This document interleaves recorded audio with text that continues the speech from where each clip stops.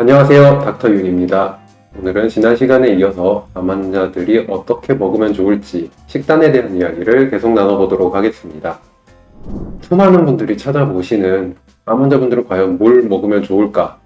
내가 암 환자인데 어떻게 먹어야 조금 더 생존에 혹은 삶의 질을 올리는데 도움이 될 수 있을까? 음식 쪽으로 많은 관심들을 갖고 계세요. 물론 치료야 당연히 병원에서 이렇게 시키는 대로 많은 것들을 하고 내가 뭔가 노력은 하고 싶은데 할 수 있는 부분이 운동과 음식 두 가지에 귀결되는 경우가 많기 때문에 그만큼 많은 분들이 궁금해 하시고 경우에 따라서는 좀 과한 노력들을 하기도 하는 그런 부분입니다. 대부분 병원에 가서 물어보면은 구체적인 이야기를 조금씩 해주긴 하지만 전반적으로 대부분 의사 선생님들은 그냥 많이 드세요, 잘 드세요, 골고루 드세요 이런 내용에 포커스를 맞춰서 이야기를 하게 됩니다. 그렇게 되는 이유가 먹어서 혹은 보충해줘서 좋을 만한 것들이 제법 있기는 해요. 근데 그것만 갖고 혹은 거기에 집중하기에는 다른 부분들도 중요한 게 굉장히 많습니다. 왜 그러냐면은 아마노분들이 아닌 분들은 못 먹어서 걱정보다는 대부분 살이 너무 많이 쪄서 너무 많이 먹어서 걱정하는 경우가 많죠. 비만하면 나쁜 병들이 많이 생기고 하니까 현대에는 많이 잘 먹는 게 그렇게 건강과 직결되진 않는다라는 인식들을 당연하게 할 수밖에 없는 세상이기도 합니다. 그런데 암 환자분들 경우에는 기본적으로 암세포가 일반 세포와는 달리 끊임없이 자라나요. 그리고 거기서 끊임없이 뭔가를 에너지를 소모하고 흔히 말하는 소모성 질환 이런 식으로 생각하시면 돼요. 우리 몸이 아무래도 더 많은 에너지를 필요로 하게 돼요. 그래서 오히려 평소보다 더 잘 먹어야 현재 갖고 있는 몸 상태를 유지할 수 있는 상황이 첫 번째고요. 또 하나는 이놈의 암세포가 점점 하면서 몸에 해로운 것들을 막 뿜어내기 시작해요. 정상적인 세포는 정상적인 활동을 하는데 비정상적인 세포는 당연히 정상적인 활동을 하지 못해요. 그렇다고 얘가 그냥 빠른 속도로 자라나는 그런 거는 아니고요. 암세포는 대부분 단순히 자라나고 커지는 것뿐만 아니라 수많은 화학적 행동을 해요. 이상한 것들을 만들어서 몸에다 뿌리는 거죠. 그럼 우리 몸에서는 그거를 처리하기 위한 일을 더 많이 해야 되고 그렇다 보면은 자꾸 에너지를 써요. 어쨌든 우리 몸에 이상한 게 있으니까 면역세포들도 이 암세포를 해결을 하기 위해 혹은 면역세포뿐만 아니라 다른 신체의 많은 기전이 암을 스스로 해결을 하려고 노력을 많이 하고 있는데 그 와중에도 당연히 많은 영양소와 에너지가 또 들어가게 되고 그래서 암 환자분들은 일단 잘 드시는 게 기본이다 라고 항상 많은 의료기관에서 이야기를 하는 게 소모가 많이 되는 상황이기 때문에 잘 못 먹으면 순식간에 체중이 빠지고 체력이 훅 떨어져서 큰일 나는 수가 생깁니다. 그리고 또 하나의 문제는 바로 식욕부진입니다. 단순히 항암해서 오는 부작용 때문에 문제되는 분들도 있고 아니면은 수술 후에 기력이 없어서 좀 못 드시는 그런 경우도 많이 있는데 그거를 제외하고라도 몸에 암이 일정 이상 크게 되면은 아까 말씀드린 것처럼 암세포가 뿜어내는 그 수많은 이상한 것들 때문에 몸을 정상적으로 유지해주는 장치들을 교란을 시켜요. 그러면서 식욕이 확 떨어지거나 아니면 속은 멀쩡한데 먹을 수 없이 소화불량이나 이렇게 토할 것 같은 느낌을 만들어낸다거나 꼭 암 환자분들이 항암을 하지 않아도 그런 일이 있을 수 있어요. 기본적으로 식욕이 떨어지는 경우가 대부분이고요. 전체 환자의 연구 결과에 따르면 한 50% 이상에게서 기본적인 식욕부진은 다 보인다고 합니다.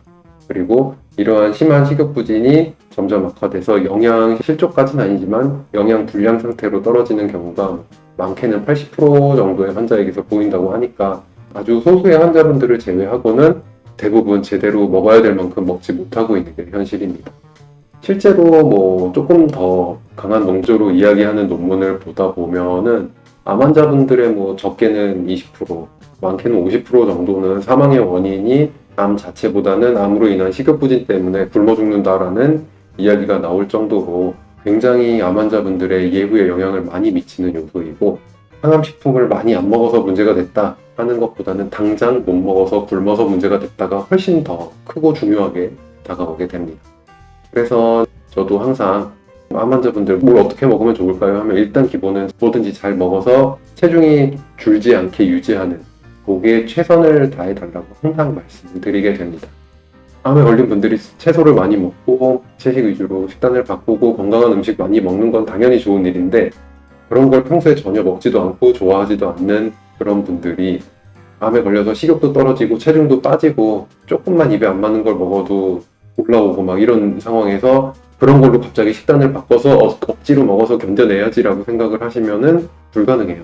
두 가지를 같이 가져갈 수 없는 경우가 훨씬 많고요. 두 가지가 물론 다 되는 경우가 있다면 그렇게 하시라고 말씀을 드리는데, 이 두 가지를 같이 가져갈 수 없는 경우가 많고, 그럴 경우에는 당연히 건강에 좋은 걸 먹는 것보다는 그냥 잘 많이 먹는 거를 택하시라고 말씀을 드리고 있습니다. 그래서 너무 지나친 건강을 위한 편식도 그냥 일단 잘 먹는데 방해되지 않는 선에서만 해주시면 좋을 것 같습니다.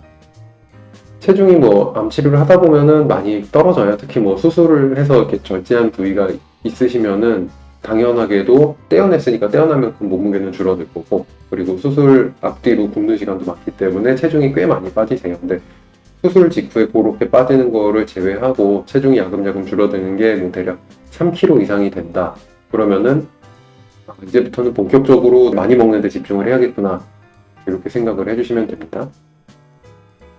본격적으로 사활을 걸고 먹기 시작할 때는 매 끼니마다 내가 얼만큼 먹는지, 그 다음에 어떤 음식들 위주로 먹었는지 식단 기록을 해보시는 것도 도움이 많이 되고요. 일기를 쓰는 거죠. 이게 다른 질환에서도 도움이 많이 되는 방법인데 체중 관리할 때는 특히 도움이 많이 돼요. 그래서 쓰다 보면은 객관적으로 한번 볼 수가 있어요. 가뜩이나 먹기 싫고 그냥 억지로 먹었는데 됐겠지, 이렇게 하다 보면은 안 되는 경우가 많아요. 기록을 해서 적극적으로 관리를 하시는 게 좋습니다. 간단한 팁이라면은 음식이 한 번에 많이 안 먹히는 분들은 당연히 조금씩 나눠서 많이 먹어야 되고, 그렇게 하기 위해서는 음식이 늘 눈앞에 있으면 좋아요. 그냥 주변에 손 닿는 데에 조금씩 집어 먹을 수 있게 늘 흩어놓고 그냥 하루 종일 먹는 방법도 좋고요. 근데 이게 오히려 끼니 때 입맛을 떨어뜨리는 분들은 그 간식 집어 먹는 시간을 조금 식사 시간과 띄워서 하실 수 있게 하면 더 좋고요. 그리고 또 하나 방법은 영양 밀도라는 표현을 쓰는데, 그 부피나 무게에 비해서 칼로리나 아니면 다른 영양소가 많이 들어가 있는 음식들이 있어요. 보통 칼로리가 높아지려면 이제 지방이 높다거나 그런 음식이겠죠. 아니면 유제품들 같은 경우에도 그렇게 많이 속하고요. 그런 음식들을 활용해서 조금만 먹어도 많은 영양을 넣어줄 수 있게 해주는 방법도 괜찮습니다. 그 방법들의 문제는 영양 밀도가 높다는 얘기는 거꾸로 음식을 우리 몸에서 흡수하려면은 더 많은 과정의 소화 단계를 거쳐서 우리 몸에서 받아들여야 돼요. 그런 음식들이 소화가 잘 되지는 않아서 실질적으로 위장 기능에 문제가 없는 분들이 식욕 저하로 못 먹을 때는 괜찮은 방법인데, 위장 기능이 떨어져 있는 분들은 오히려 이런 방법을 계속 쓰다 보면 속이 점점 안 좋아지는 경우가 있으니까 주의해서 써주셔야 됩니다. 정관식 혹은 캔애들은 그런 식사 대용품 같은 것들도 있어요. 환자들용으로 만든 그런 것도 정 못 드시는 분들은 의외로 한두 개씩 드시다 보면은 조금씩 도움 받는 분들도 계십니다. 그래서 한 번쯤 시도해 보시는 걸 추천드리고요. 그리고 식욕이 너무 많이 떨어지면은 당연히 병원에서 처방받는 약들이 있거든요. 식욕 좀 올려주고 잘 먹게 도와주는, 경우에 따라서는 굉장히 드라마틱하게 환자분들의 식욕이 살아나는 경우도 있습니다. 증상이 심각할 때는 당연히 한 번쯤 고려해 보시는 게 좋고요. 그리고 전반적으로 체중이 3kg 이상 떨어지신 분들은 병원에서 치료받으면서 먹는 걸로 스스로 해결이 보통은 쉽지 않더라고요. 그 정도 되신 분들은 노력은 해볼 수 있으나 병원과 함께 관리를 해나가면서 치료해 나가시는 게 좋습니다. 마지막으로 보호자분들이 환자분들께 먹어야지 왜 안 먹어 하는 경우가 굉장히 많아요. 물론 보호자 입장에서도 굉장히 답답하죠. 이 사람이 치료할 생각이 있나 없나부터 5만 가지 생각이 다 드는데, 그럼에도 불구하고 너무 이렇게 강압적으로 먹게끔 그렇게는 하지 말아주세요.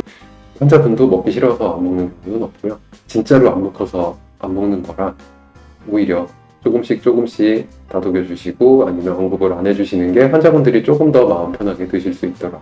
그래서 앞으로 저도 영상 계속 찍어 나가면서 더 잘 먹고 조금 더 편하게 먹을 수 있는 방법들에 대한 팁을 생각나도 그때그때 하나씩 말씀드리도록 하겠습니다. 오늘은 여기까지 하고요. 다음 시간에는 암 환자분들 영양소 혹은 영양제 어떻게 따로 챙기는 게 좋은지 이런 이야기를 간단하게 한번 나눠보도록 하겠습니다.